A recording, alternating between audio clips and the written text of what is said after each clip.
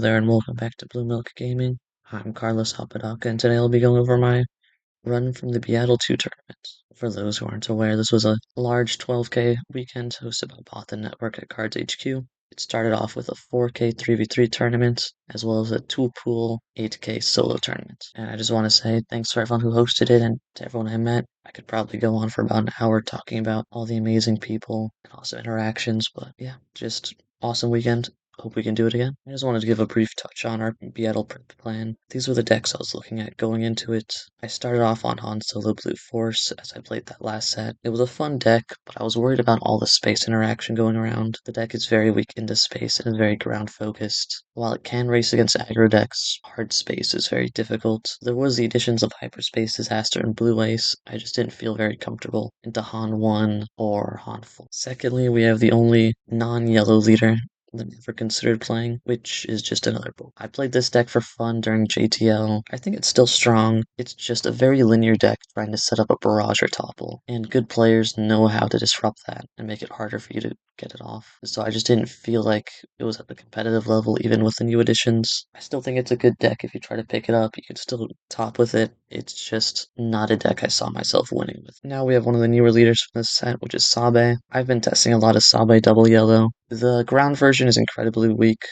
Same with the typical yellow mid-range package. Yellow in general has very weak stats on the ground. It was very easy to lose board control and very hard to fight back. So I worked on with Cam and especially Platform, who also ran it this weekend, a much more space-focused deck. While Platt ran a more hybrid version of the list we were on, he still had great success, and after talking with him this weekend, he thinks he would also move to a very space-focused list because of jam comms and Bodhi Rook, Hyperspace Disaster, and one-sided board wipes aren't as much of an issue, and I think that's where the future of the deck is. It's something I'll probably pick up for PQs, as it's a fun list and I love cunning. I just last-minute swerved to the next leader on the list, which is Quinlan Vos. Quinlan is what I decided to run for the individual pool. I would have ran it for the 3v3 the night before. I was on the fence. I had the feeling that the catalyst I was on would not be as well positioned as I was hoping. I had a lot of doubts, but with most teams being very silent on their testing, there was no real proof. So what I decided to do is I picked up a dice and I just rolled on it. CAD won the roll off, so that's what I went with. And then I got absolutely smoked by Wu, and I realized no, we're going back to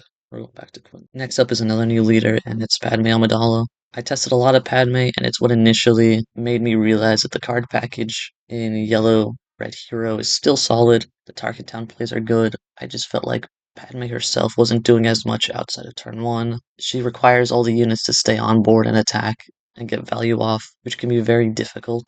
And I just felt like if you wanted your units to stick on board and get attacks off, there's much more powerful things you could be doing in this game. It wasn't as consistent if you lost board control. Whereas Quinlan, anytime you play a unit, you get your pings, you can set up Tarkintown. She was also a 6-flip, big leader, 8 health, but I just was not very convinced. Faith in Your Friends was the best turn 1 as well, and it makes it very difficult to play a lot of the good cards in those colors. But still a solid leader. I know there was a lot of Bothans on it. I see potential. I think once the right list comes out, she'll be strong. It's just not something I enjoyed playing, and I was not very convinced on the leader myself. I felt like she was the worst of the 3 Tarkintown leaders, but I'm more than happy to be wrong. That. Finally, as a leader, I played for the 3v3. I played the Cadweenies version. I know it's not a very popular version. I know Garindin is a very strong combo. I've seen it in action. I just felt that those lists were very slow and grindy. I have personally a much more aggressive playstyle, so I felt more comfortable with the Weenies version. I also assumed that anyone matching into CAD would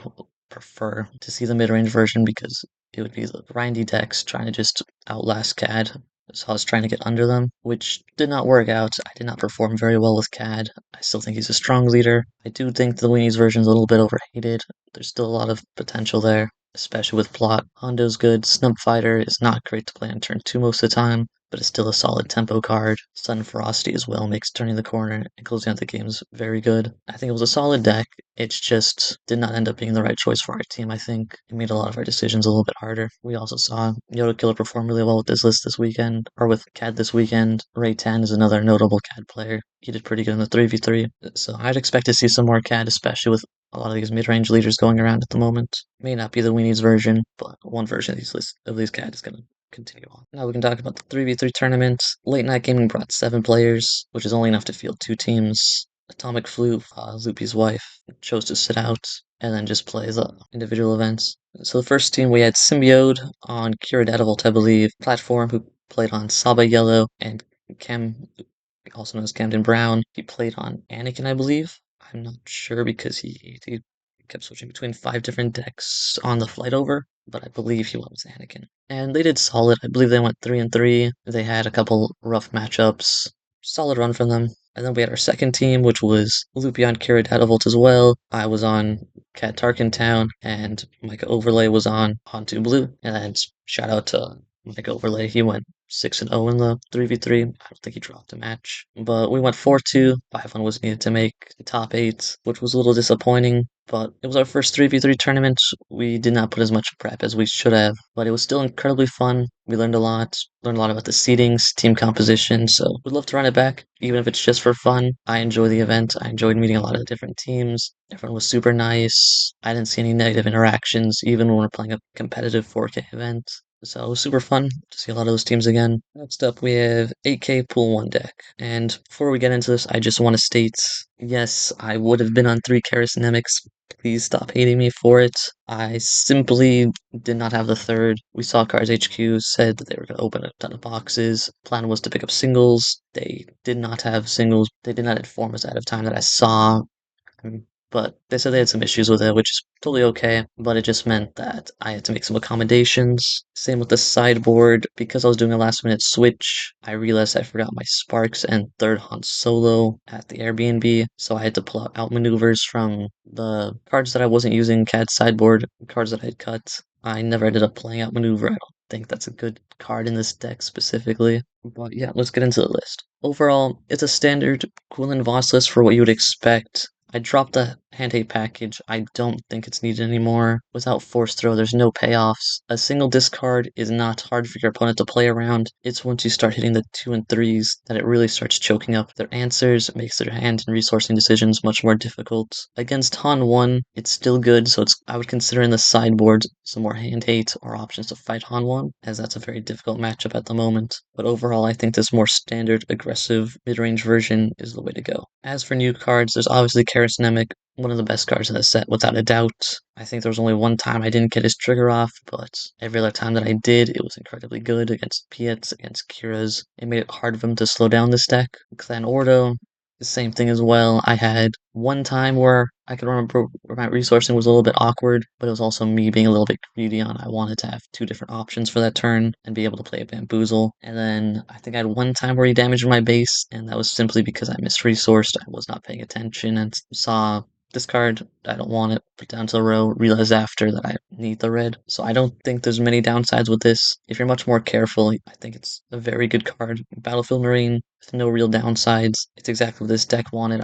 I want it to be up to 14 turn 1 plays to have that consistency. As for other new cards, I had one Sun Ferocity. I don't think I ever really played it this much this weekend. I prefer either going wide or dropping big units to fight for board while pushing damage.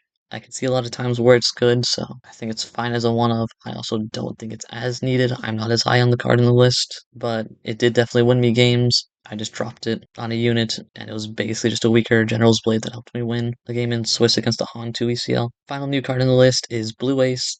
This card is great. The 4th resource slot is a little bit awkward now that we cut Ahsoka. I was on Quinlan unit for a little bit, and he's okay. I think he's probably the best ground version because he hits back for 4. I can often hit for 8. I know a lot of people are high on Kazuda. I don't like hitting it back for 2, as it makes it harder for your pings and other damage to finish off units, but he's still good. 6 health is great. I'll be giving that more of a test these next few weeks leading up to PQs. His ability is pretty much never going to come online, so I would not be considering that as often. And yeah, I think this is a very good list. I still think it's pretty well positioned. Just about every match I was saying or thinking to myself, I wish I had Force Throw, and that's still true. This deck definitely lost a lot with the loss of Force Throw, but the main lines are still there, the power plays are still there, the deck has a lot of potential, and so it's definitely something to consider going into these PQ seasons and sectors and regionals. As for the sideboard, I had Cartel Turncoats. I know not many Quinlans are on these ones, but I love it for 2 reasons. Specifically as the 1-drop space decks, as this can ping units. The 2-3 stat line means it kills the 2 health units, for example, the new A-Wings, Mining Guild TIE Fighter. The 3 health breakpoint means it survives the 2 1s, and against those decks, you don't really mind them drawing a card with a discard package and force throw gone. It's not really a downside either. These are also good against any greedy control decks. Against round one, I played a Piet, and I just went 2-drop into 2 and a 1, and it makes it hard for them to stop 2 units just going wide very early. So I like them. You don't need to miss a 3 of. I ran the numbers when trying to mulligan for a turn 1 space between either A-Wing or Cartel Turncoats. You can go down to 5. I think that's totally okay. The next card is Let's Call It War. It's there for a similar reason as Cartel Turncoats. It's for these one-drop decks, especially in space. We have Falcon, which helps, and then we have Red 5, but there's not much other help on those turns. We only have one turn, one space outside of the sideboard, so it can be hard to stop that initial early damage. I don't think they're bad matchups, but between that and one drop CAD, it was an okay one of. There's also Han 2 ECL, which goes wide with all these spy tokens. It can be a good 2-for-1 there. I don't think I ended up playing it this weekend, but there were certainly times to where it would have been good. It's worth considering, but I think it's also another card that is on the chopping block and is okay to cut. Next up is Outmaneuvers, like I mentioned. I never played these cards. They were there in CAD because CAD can be weaker in space, and in case we saw Unity of Purpose decks, just tapping them down on that turn if you can't stop the rush. I don't think that with Blue Ace, with a Falcon, and all these other space 8s, I don't think Quinlan struggles into space as much anymore. Outside of Piet's, bigger capital ships are harder to deal with, but Outmaneuver's not stopping those there. So, yeah, definitely cut that for any card. Next up is Cham. Cham didn't do much this weekend. I think Ramp overall is on a low, but I did manage to play it against Wu, and it rammed. The ramp wasn't relevant, but the 5-4 body is always relevant. It's what allowed me to push for lethal in our game 2, and it's just another big body. Sometimes it ramps. Against Han 1, I didn't get to sequence it off. They didn't ramp the games that I saw it, so it's not a great card. You can go down to 2, but I still think it has good highs, and if ramp ever comes back, Quinlan could struggle against it without force throw, so I'd consider this card. Another one you can cut down to 2 of if you want to make space, but overall, that's the list. I think Quinlan may be back. I'll definitely be giving it a run for the next few weeks. And then here's my matchups for pool 1. I started off, like I mentioned earlier, round 1 against a Piet Red. This was against one of the Bothans.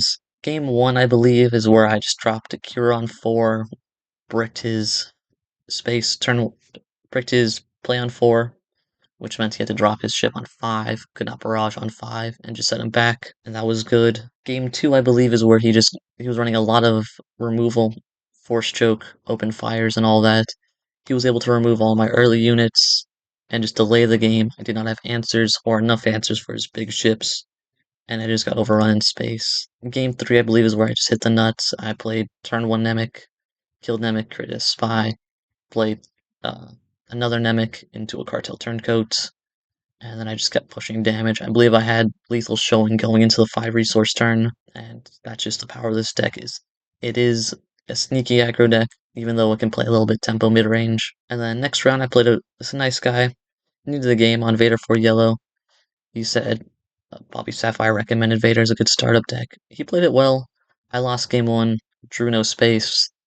Game 2 and 3, I saw the perfect A-Wing into Falcon into Blue Ace for both those games and was just able to control space. Vader is not able to fight without any of his units. And then once Quinlan flipped, I just pinged off every tiny tie or token he played. So that was a good matchup. Round 3 was the first time I played against Pasquale on Anakin Deadbolt. I struggled game 1 specifically. I was not sure how to tackle this deck.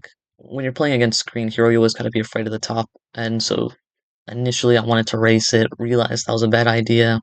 I believe he hit the nuts. He saw multiple bounty hunter cores those games. All the units he needed curved out well, played it well, and I just got absolutely smashed into.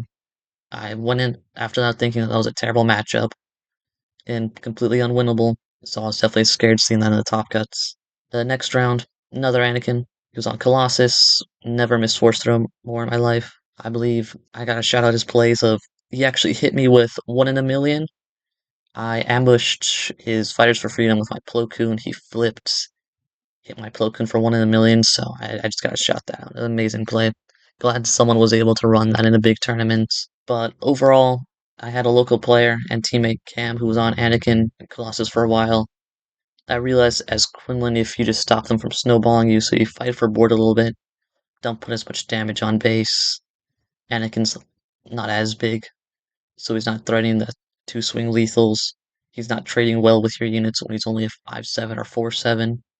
So you just play a little bit of control, Sadly, for him, he did not see Luke's on 7 either of those in games 2 or 3. I saw the Han, so I was just able to sweep up all of his units. He was also forced to play a Synton 7 resources into an open board, which is not great for that deck or what it wants to be doing.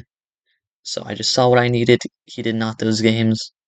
That is the issue with these Colossus and Deadpool decks. Sometimes his consistency can be an issue, but I just gotta shut him out. Great player. I know he said he's looking to get some more wins this season. Best of luck, and congrats on the 1 in a million play.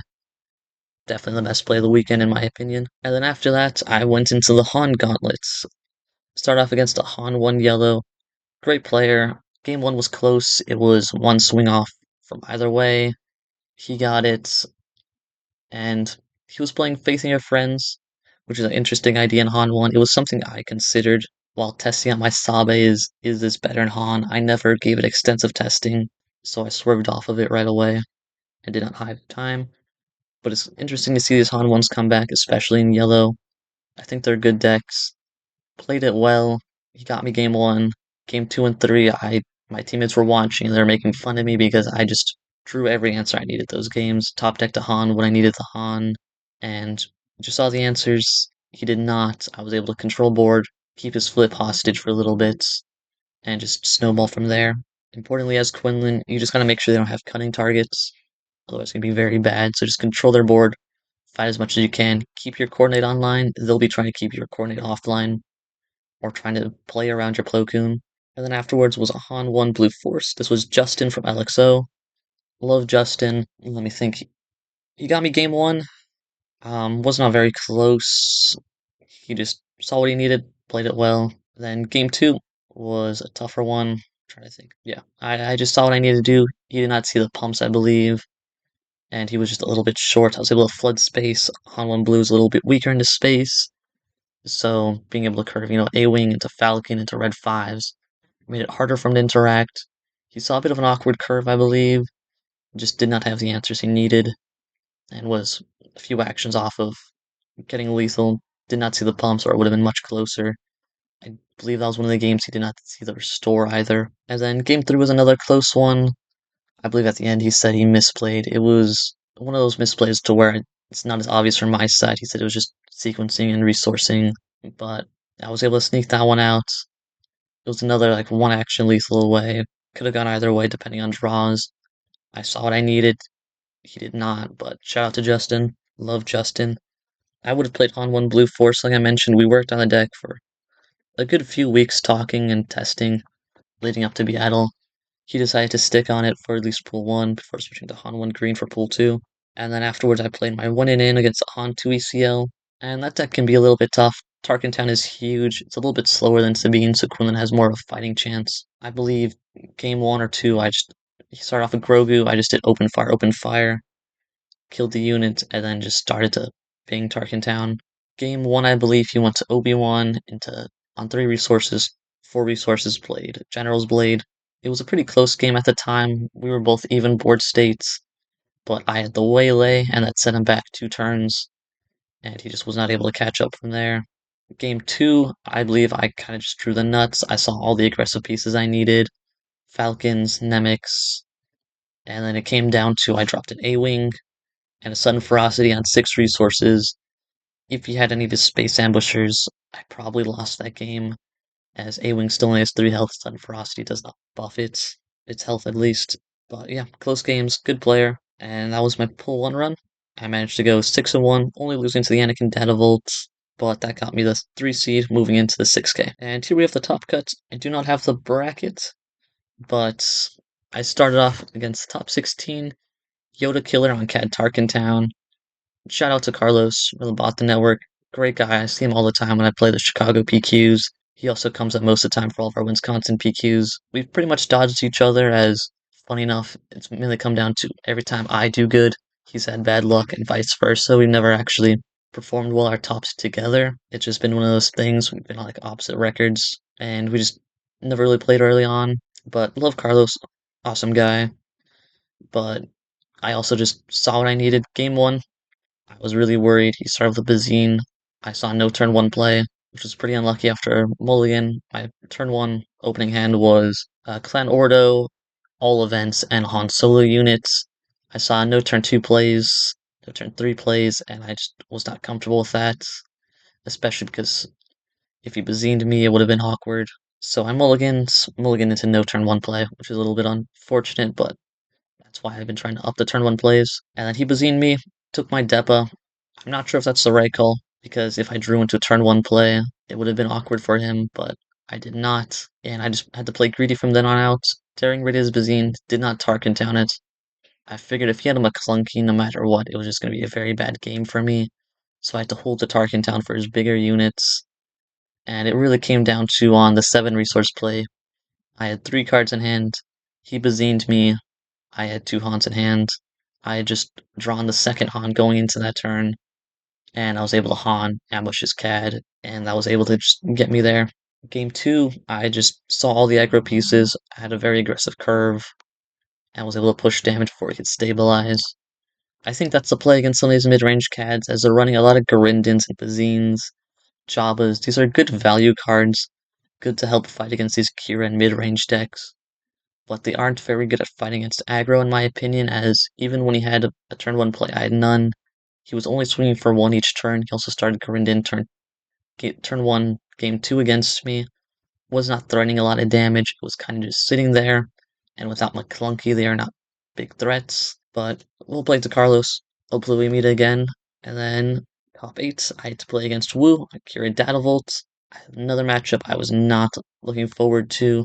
I played Wu in the top 8 at Minnesota, lost to him 2-1. As everyone knows, he's a fantastic player, Kira expert, and this was not a great matchup for Quinlan. Game 1, I got a little bit lucky. I was able to line up a Plo Koon and kill his 5 resource play, ping off his Kira, and then I was able to just push damage while keeping the board a little bit clear. He was not on as much top end and removal, and shout out to Justin from LXO. He kind of prepped me on this matchup. He came up to me and told me about Wu's list and how he was playing it a little bit. Told me he was playing a little bit more unit focused and to fight for board a bit more and to stop him from turning the corner as he was looking for plays like Barrage and Barrage upgrade. So he was trying to stick that in units, turn the corner fast. And overall, that looked like what Wu was doing. So I knew I had to control the board a little bit more, fight while also pushing damage and race him, and it all worked out. So shout out to Justin. That advice really helped. And then top 4, I played against Pasquale in the rematch on Anakin Datavolt. Game 1, it was a little unlucky start for him. I don't remember if he mulliganed or not, but he started the 3-1, obviously into a ping deck. I just then pinged it off and was able to snowball board control with Tarkintown. I started to play it a little bit similar to how I play the Anakin Colossus. After seeing their lists, I did not see as much top end, so I was trying to control the board a little bit more while pushing damage to just stop them from snowballing me, and that seemed to work out. Game 1, he had an okay curve. Game 2, it was very awkward. I think on the 8 resources or 7 resources, Akira in his hand was just a Bounty Hunter's Quarry and a Sundari Peacekeeper. He was not seeing his top end, was not seeing his early curve as much. He was forced to play a Poe into my Han units. I was able to get free kills on that. So I just saw what I needed. I saw the Hans I need when I needed them both games. Saw the Depas, I was able to curve out, saw exactly what I needed. And I still think this will be a tricky matchup. Quillen may need to prep more into these mid-range decks, so having another Depa and Han, potentially another 6 or 7 in these sideboards may help. But overall, don't let them snowball you. Fight a little bit more for board, and kill their Anakin leader as quickly as possible.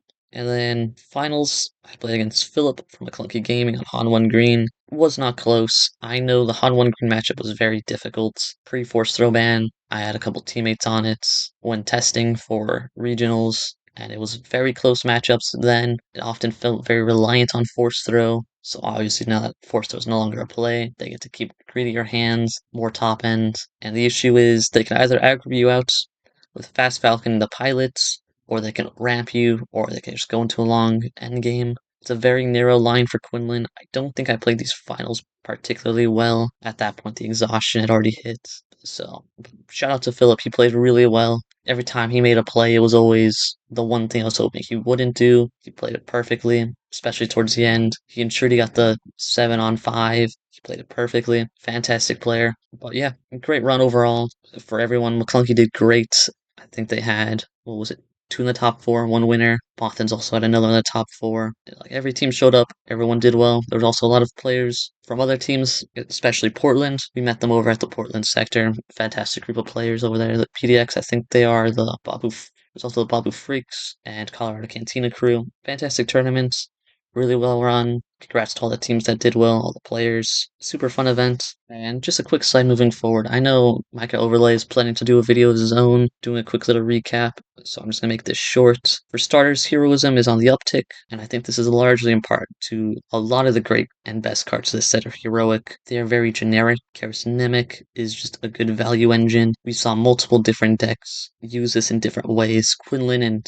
onto ECL were using this as just an aggressive piece. If they removed it, it pushes more damage. Anakin was using this for 2-for-1 trades. Yoda was using this for multiple triggers and to consistently get the draw going. So we're seeing a lot of these decks use these best cards, and that's how you know that's where the meta is going to be going. And then we also saw Villainy on the downtick. There was only 2 in the top 16 of the individual tournaments. And this is largely in part to, again, some of the best cards in this set were heroic. So these are some of the top cards that people are looking at the moment. And Villainy is also a much slower and reactive group of cards in general. Their best cards are a little more late game centric and controlly, like Power, and it's just an awkward meta for Power of the Dark Side at the moment between Faith and Your Friends, Namek, Mina. These hero cards just start outvaluing you if you start 1-for-1-ing. I don't think Villainy is necessarily dead. Again, these are reactive and controlly decks. They take a little bit longer to adapt and see what the meta is going to shape into. We saw a lot of mid-range decks. I think all the main aggro decks went out in the first round of the top 16. There was only 3